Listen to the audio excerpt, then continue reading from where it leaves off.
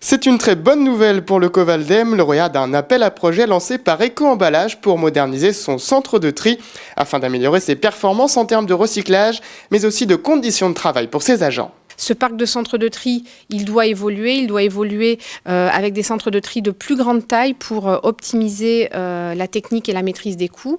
Il doit évoluer pour plus d'automatisation parce que on va être amené dans les années à venir à trier d'autres emballages, en particulier d'autres plastiques, et que ça ne se peut se faire que de manière automatique. Et puis ce parc de centres de tri, il doit évoluer également pour améliorer les conditions de travail.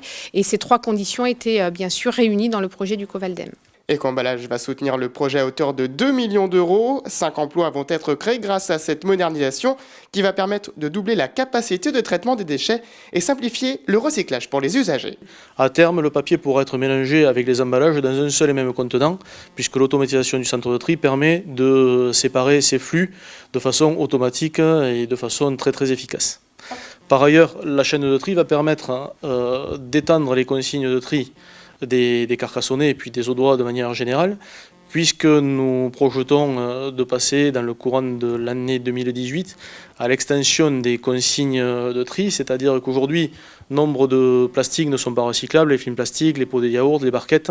Demain, l'outil de tri que nous mettons en place permettra de les trier et donc ils ne seront plus mis avec les ordures ménagères résiduelles, mais avec les déchets recyclables, pour redevenir des matières premières de l'industrie et être revendus aux fabricants d'emballage.